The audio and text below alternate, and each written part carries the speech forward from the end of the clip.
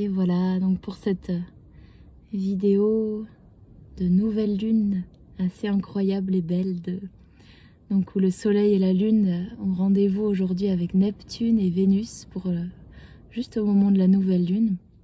Donc je trouvais assez à propos de filmer ça depuis l'océan, depuis l'infini, l'infiniment grand, devant cette ouverture, cette dissolution. Et bien souvent, en fait, quand je commence à parler de Neptune, je me perds totalement, donc j'ai aucune idée d'où va me mener cette vidéo. Si ce n'est dans... Voilà, ça commence. Et, alors, je pensais ne pas faire de vidéo sur les pleines lunes et nouvelles lunes, mais quand j'ai envie, je peux en faire. Je peux en faire, et là, je la trouvais assez inspirante, du fait surtout de cette rencontre avec Neptune et Vénus. Alors Neptune en astrologie, elle nous connecte justement à cet immense mystère, à tout ce qui est plus grand que nous, tout ce qui nous dépasse en fait. Et elle a très souvent été perçue comme, bon, entre guillemets, source de désillusion, source de confusion, de brouillard, d'inconnus, enfin de choses qui vont peut-être nous dévier de notre chemin. Et pour moi, c'est plutôt une vision qui vient d'un monde très rationaliste, très efficace, enfin où le faire a plus d'importance que l'être.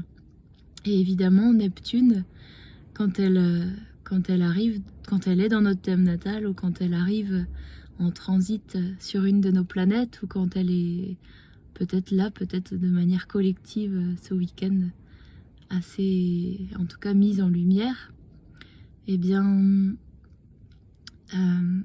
c'est sûrement pas là qu'on est le plus efficace, c'est sûr. Et en même temps, c'est dans ces moments en fait qu'on connecte avec une source d'inspiration assez infinie, ou comme un pont entre les mondes, où on peut ressentir, se relier à nos rêves les plus grands, les plus immenses, peut-être se relier aussi à tout ce qui est du domaine de l'inconscient, des émotions. Et en touchant cela, en fait, nous permettre de lâcher des endroits où il peut y avoir peut-être trop de rigidité, ou de contrôle, ou de volonté, pour s'en remettre en fait à plus grand. Alors avec Neptune, il y a aussi forcément une sorte de risque de se dissoudre totalement, de ne plus exister ou de fuir. Mais ce ressenti-là, ce ressenti neptunien, en fait, on peut très bien le vivre dans le corps, et non pas comme une fuite, mais comme une reconnexion profonde à notre soi, à notre être, à notre soleil qui sort son nez derrière les nuages. Entre deux mises au point sur mes vitres sales.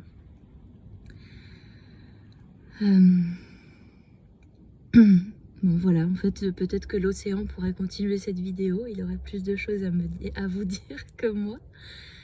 Mais je tiens aussi en fait par ces vidéos à aborder l'astrologie de manière plus sensible,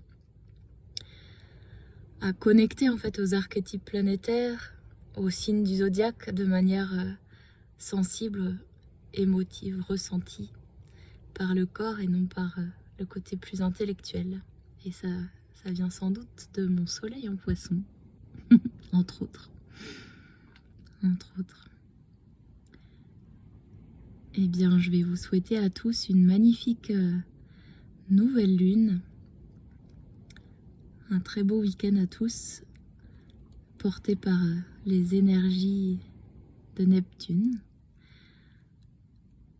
Et je n'ai pas parlé beaucoup de Vénus, mais elle a son importance aussi à jouer, dans le sens où Vénus, elle nous connecte justement beaucoup plus au corps, à la forme, au désir, à l'envie, à tout ce qui nous fait plaisir en fait. Et du coup, comme si là, les deux qui connectent ensemble, ça peut ouvrir sur un océan de désirs assez infinis, qui peuvent potentiellement se matérialiser Et en cette nouvelle lune, qui est toujours comme le moment où on peut planter une graine, eh bien, amorcer le départ d'un nouveau cycle, guidé par nos rêves, par notre inspiration, par notre muse intérieure,